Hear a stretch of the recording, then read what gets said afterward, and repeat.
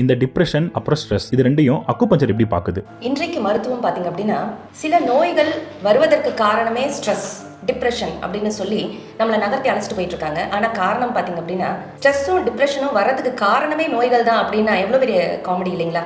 ஒரு ஸ்ட்ரெஸ் வருது அப்படின்னா ஒரு நோய் முன்னாடியே வந்துருச்சு அப்படின்னு அர்த்தம். அந்த நோய் வந்ததுனால தான் அந்த ஸ்ட்ரெஸ் வருது.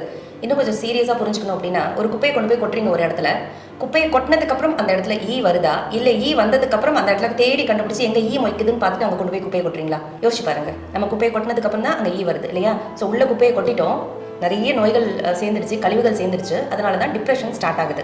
இதை இன்னும் சிம்பிளாக புரிஞ்சுக்கணும் அப்படின்னா நீங்கள் வெளியிடங்களில் போகும்போது நீங்கள் சுகர் சாப்பிடணுமா வேண்டாமா, ஒரு இடத்துக்கு போயிட்டு ஒரு காஃபி கேட்குறீங்க, அந்த இடத்துல சுகர் வேண்டாம்னு சொல்லி கேட்கணுமேனு ஒரு சங்கோஜ நிலைக்கு தள்ளப்படுவீங்க.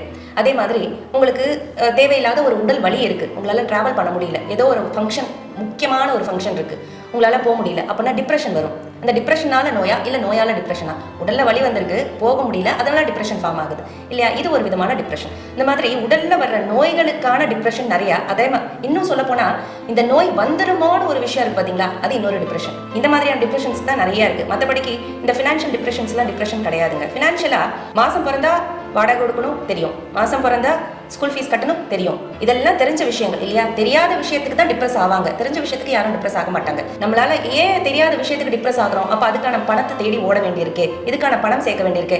இதை எடுத்து நம்ம ஃபீஸோ வேற ஏதோ கட்டிட்டோம் அப்படின்னா அந்த நேரத்தில் நம்ம எமர்ஜென்சி கேசஸ் வரும்போது என்ன பண்றது, எப்படி ஹேண்டில் பண்றது அப்படின்னு தெரியாம நம்மளே டிப்ரெஸ் பண்ணிக்கிறோம். அப்போ ஒரு நோயை பார்த்து பயந்து டிப்ரெஸ் ஆகிறோம். ஸோ நோய்க்கான காரணம், நோய் வந்ததுக்கான காரணம் அப்படிங்கிறது டிப்ரெஷன் கிடையாது.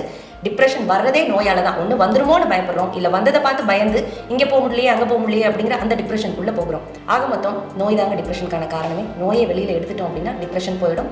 நோய் வராமல் தடுத்துட்டோம், வரவே வராதுங்கிறத புரிய வச்சுட்டோம் அப்படின்னாலே டிப்ரெஷன் போயிடும். உங்கள் உடல் மற்றும் மனம் சார்ந்த எல்லா விதமான நோய்களிலிருந்தும் முற்றிலும் விடுதலை பெறுவதற்கு காஸ்மோ கிளாசிக்கல் அக்கு ஹீலிங் சென்டர்.